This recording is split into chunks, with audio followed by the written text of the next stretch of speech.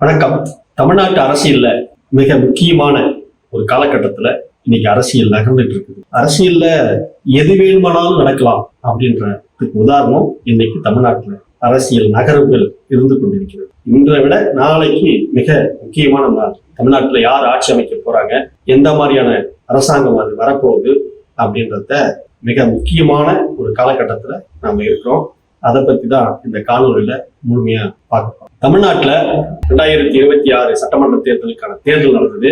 அந்த தேர்தல்ல மே மாசம் 4ஆம் தேதி ரிசல்ட் வந்துருச்சு. இந்த ரிசல்ட் கொடுத்திருக்கிற விஷயம் என்னன்னு கேட்டீங்கன்னா, தமிழ்நாட்டு அரசியல் இருக்கக்கூடிய மிக முக்கியமான தலைவர்களுக்கு எல்லோருக்குமே பேரதிர்ச்சி. தாவேகாவுடைய தலைவர் விஜய் அவர்கள் அவர் போட்டியிட்ட 2 தொகுதிகளையும் சேர்த்து 108 தொகுதிகளில் அவர் வின் பண்ணியிருக்கார். அதாவது இன்னும் அவர் ஆட்சி அமைப்பதற்கு ஒரு 11 சட்டமன்ற உறுப்பினர்கள் தேவை.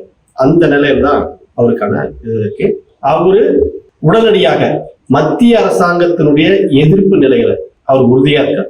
இப்போ வரணும், அதுவும் குறிப்பா பாஜகவினுடைய எதிர்ப்பு நிலைகளை அவர் உறுதியா இருக்கிறாருன்றத இப்போது இருக்கக்கூடிய அந்த நடவடிக்கை காட்டுது. நாம கூட அது பாரதிய ஜனதா கட்சியினுடைய அரசாங்கமா இருக்கும், இது பிஜேபியினுடைய கைக்குறியா இருப்பாரு அப்படின்றதெல்லாம் நம்ம சொன்னோம்.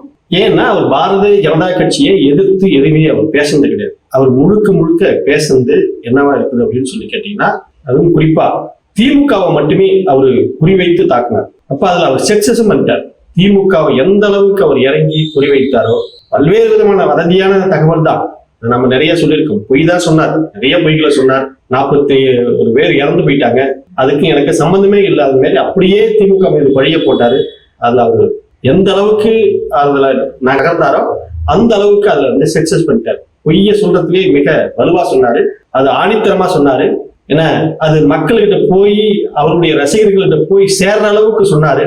அதுல வந்து அது சக்சஸ் பண்ணிட்டார் அப்படின்றதான் சொல்லணும். திமுகவை அவர் வீழ்த்தி விட்டார். திமுகவை வீழ்த்தவே முடியாது அப்படின்ற ஒரு கட்டமைப்பு உள்ள ஒரு கட்சி, அந்த கட்சியை அவரு தோல்வியடைய வைத்து விட்டார் என்பது மாற்று கருத்தே கிடையாது. அதுவும் குறிப்பா கரூர்ல தாவேகா தோத்துருச்சு.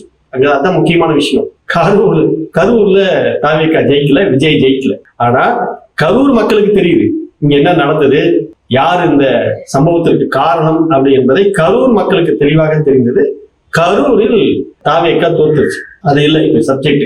ஆனா விஜய் பாரதிய ஜனதா கட்சியை தொடாமல் இந்த தேர்தலை சந்தித்தார். அதை ஒரு பொருட்டாவே கருதாமல் இந்த தேர்தலை சந்தித்தார். திமுகவை மட்டுமே ஆழமாக விமர்சனம் செய்தார். அதனால் அவர் அதற்கான பலனையும் அவர் இந்த தேர்தலில் அனுபவித்து விட்டார். 108 தொகுதிகளில் வெற்றி பெற்றிருக்கிறார். அவருக்கு இன்னும் பதவிக்கு வரவேண்டிய முதலமைச்சர் பதவி ஏற்பதற்கு ரொம்ப சுருக்கமா ஒரு 11 சட்டமன்ற உறுப்பினர்கள் மட்டும் குறைவா இருக்குது. அதனால ஆல்மோஸ்ட் அவர் தான் பதவி பிரமாணம் எடுக்க போகிறார் அப்படின்ற நிலைமைக்கெல்லாம் போயிடுச்சு. போலீஸ் எல்லாம் வந்து என்னன்னு கேட்டா, அதிகாரிகள் எல்லாமே ஒட்டுமொத்தமா தாவேகாவுடைய அலுவலகத்துக்கு போயிட்டாங்க, விஜய் வீட்டுக்கு போயிட்டாங்க, எஸ்கார்ட் கொடுத்தாங்க, நிறைய வேலைகள் பார்த்தாங்க. அதுவும் வந்து நேரு ஸ்டேடியத்துல வந்து பதவி பிரமாணம் ஏற்கிறதுக்கான விழா ஏற்பாடுகள் எல்லாம் சிறப்பாக நடந்தது.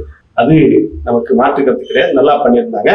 ஆனால் அப்படியே ஒரு ரிவேஷ், இப்போ ஒரு செக் மூமெண்ட் மாறிக்கொண்டிருக்கிறது. கள நிலவரம் என்ன, கள நிலவரம் மாறிக்கொண்டிருக்கிறது அப்படின்னு சொல்லி கேட்டா, தாவேகாவுடைய தலைவர் விஜயை காங்கிரஸ் கட்சியினுடைய உறுப்பினர்கள் 5 பேர் ஆதரவு கொடுத்தாங்க நேரடியா. அப்ப காங்கிரஸ் கட்சி நேரடியா இங்க ஆதரவு கொடுத்த பின்னாடி விஜய் அடுத்த ஸ்டெப் என்ன பண்ணிட்டாரு அப்படின்னு சொல்லி கேட்டா, நேரா விடுதலை சிறுத்தை கட்சிக்கும், சிபிஎம் கட்சிக்கும், சிபிஐ கட்சிக்கும் டிமாண்ட் வச்சார். அதாவது திமுகவால் ஜெயித்த திமுக கூட்டணியில் இருந்து திமுகவுடைய தொண்டர்கள் மூலமாக வெற்றி பெற்ற அந்த கட்சிகளை தான் அவர் அணுகிறார். அவர்களை தான் தன் பக்கம் இழுக்கிறதுக்கான முயற்சிகள் செய்தார். அதிமுகவையோ அல்லது வந்து பாரதிய ஜனதா கட்சியினுடைய தயவையோ அவர் நாடவில்லை. இதுல எனக்கு வந்து முழுமையா இப்ப இன்னைக்கு இருக்கக்கூடிய நிலவரத்துல நான் பார்க்கிற பார்வை விஜய்க்கு ஹேண்ட்ஸ்அப், பாராட்டும். ஏன்னா தமிழ்நாட்டில் பாரதிய ஜனதா கட்சியினுடைய அந்த நுழைவை அவர் கடுமையா எதிர்த்து நிற்கிறார் என்பதுல நமக்கு வந்து சந்தோஷம், அது ஒரு மகிழ்ச்சி. அப்ப இந்த பக்கம் இப்ப யார் கையில இருக்கிறது துருப்பு என்றால் 3 கட்சிகளிடம் இருக்கிறது. விஜயிடம் ஆல்ரெடி 113, அதாவது 1 மைனஸ் 233 தொகுதி தான் மொத்தம். அந்த 233 தொகுதிகள்ல 112 தொகுதிகள் இப்போது வரை விஜய்க்கு சாதகமாக இருக்கிறது. 112னா காங்கிரஸை சேர்த்து அப்ப இடதுசாரிகளும் விசிகாவும் இவங்க 6 பேர் யாரை ஆதரிக்கிறார்களோ அங்கதான் ஆட்சி அமைக்க முடியும். இதுதான் நெட் அந்த நெக் அப்படின்னு சொல்லக்கூடிய அந்த இடத்துல இருக்கு. இவங்க எல்லாமே திமுகவை இப்ப ஆலோசனை கேட்கணும், திமுக கிட்ட டிஸ்கஸ் பண்ணணும். திமுக என்ன சொல்லுதோ அதன்படி நடக்க போறாங்களா, இல்ல காங்கிரஸ் எப்படி வெளியே வந்ததோ அதே மாதிரி திமுகவை தூக்கி போட்டுட்டு தாவேகா கிட்ட வர போறாங்களா என்பதுதான் இப்ப பரபரப்பான ஒரு அரசியல் சூழல் போயிட்டு இருக்கு. அங்க என்ன நிலைமை அப்படின்னு சொல்லி கேட்டீங்கன்னா, எடப்பாடி பழனிசாமியை மீண்டும் முதல்வர் ஆக்குவது, திமுக வெளியிலிருந்து ஆதரவு கொடுப்பது அப்படின்ற அந்த நிலைமைக்கு போயிட்டு இருக்குது.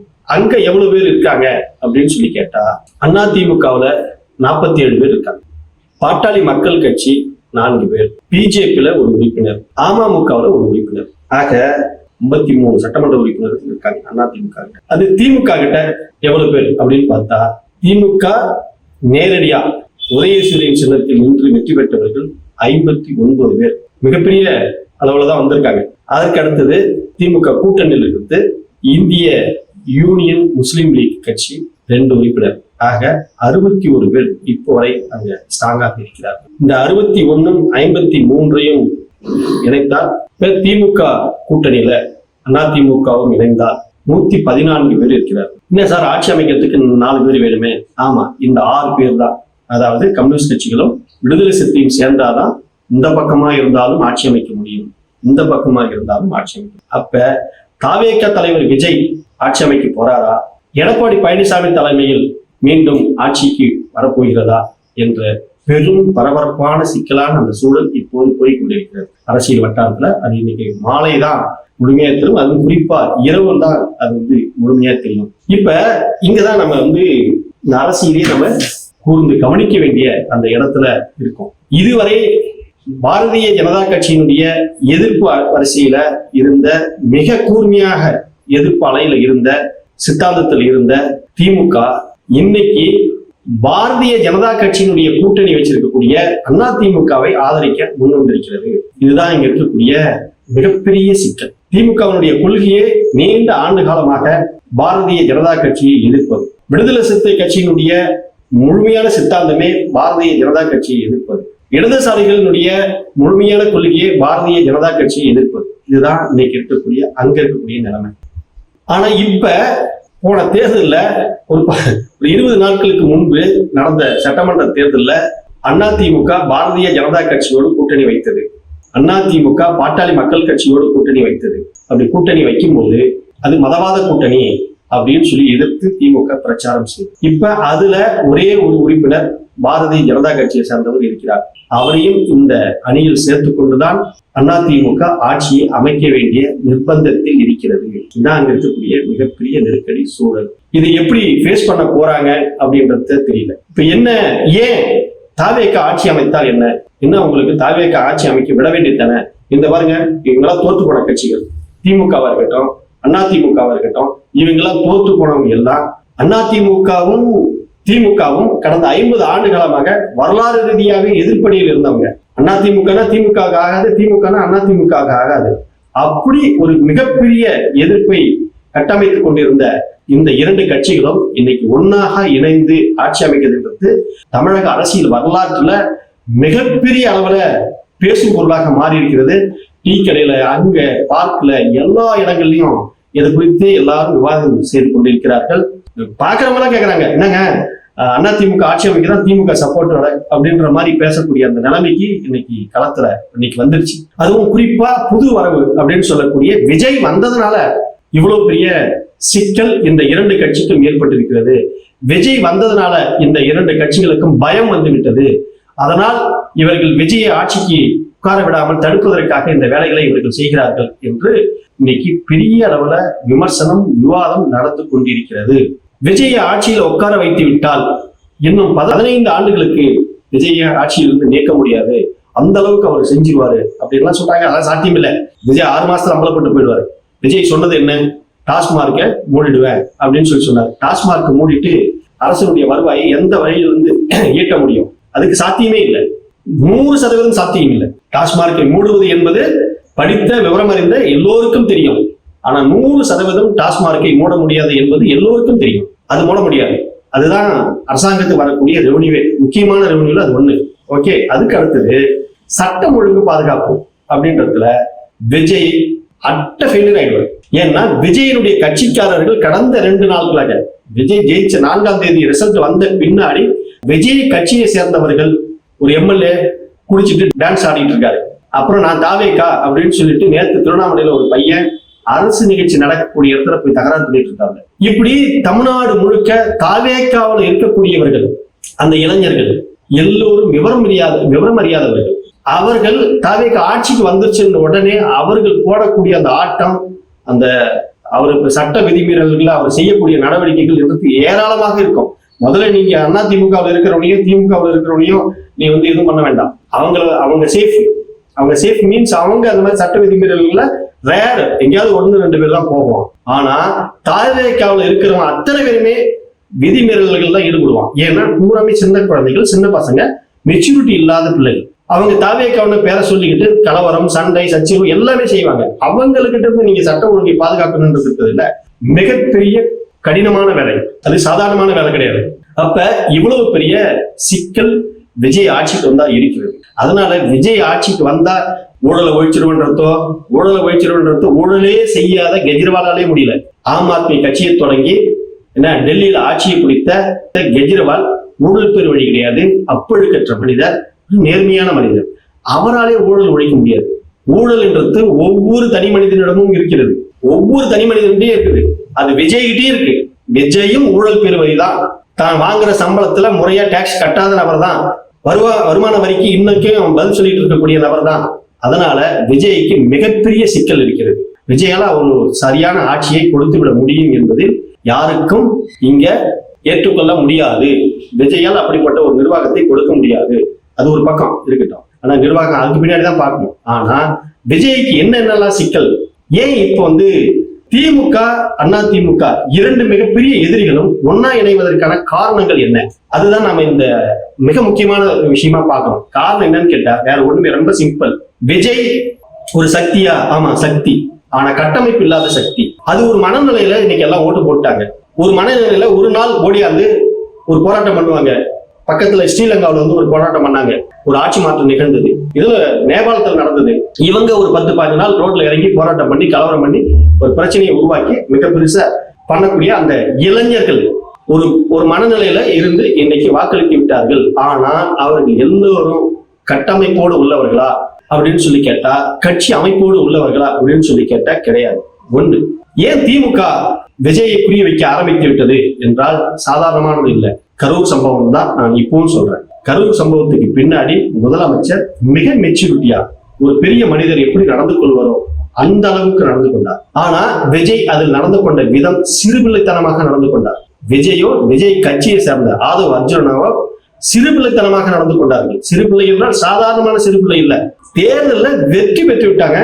அன்னைக்கு வந்து திமுக தான் காரணம்ன்றான். அப்ப இதுக்கு மேல அவங்க வந்து எப்படி அதை விடுவாங்க? எல்லா விதமான எவிடன்ஸும் கையில் வச்சிருக்காங்க. விஜய் தான் அந்த தவறு செஞ்சிருக்காரு அப்படின்றதுக்கான எல்லா விதமான எவிடன்ஸும் அரசாங்கத்துக்கு கையில இருக்குது. அப்படி இருந்தும் ஒரு எஃப்ஐஆர்ல கூட விஜய் பேரை சேர்க்காத விட்டாங்க. எஃப்ஐஆர் போடல விஜய் பேரை. சரி, எதுக்கு இருக்கட்டும் அப்படின்ற மாதிரி. ஆனால் அதன் பின்னாடி நீங்க சொல்லியே ஒரு கட்சியை நீங்க தோல்வியடை செய்துட்டீங்கல்ல, அப்ப இதற்கு மேல அதை விடக்கூடாது அப்படின்றதுல திமுக உறுதியான நிலைப்பாட்டை எடுத்து விட்டது. அதுதான் இது காரணம். ஒண்ணு, சரி திமுக உறுதியான நிலைப்பாட்டை எடுத்துருச்சு, ரைட்டு, எடப்பாடியை ஏன் கொண்டு வரணும் அப்படின்னு சொல்லி கேட்டா, திமுக அதனுடைய தலைவர் ஸ்டாலின் இருக்கார்ல, அவர் ரொம்ப சாஃப்டானவர். அவர்லாம் வந்து இந்த வேலைகளுக்கு எல்லாம் லாய்க்கப்பட மாட்டார். அவர் போலீஸை கண்டிக்க மாட்டாரு.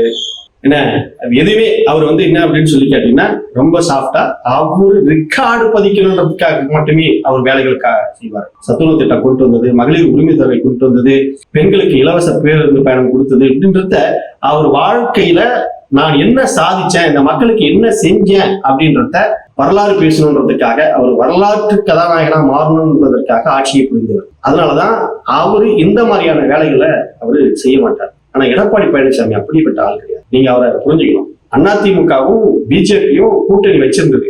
பிஜேபி வரும்போது 70 சீட்டு வேணும் அப்படின்னு சொல்லிட்டு கங்கணம் கட்டிட்டு இருந்தாங்க. ஆனா என்ன ஆச்சு?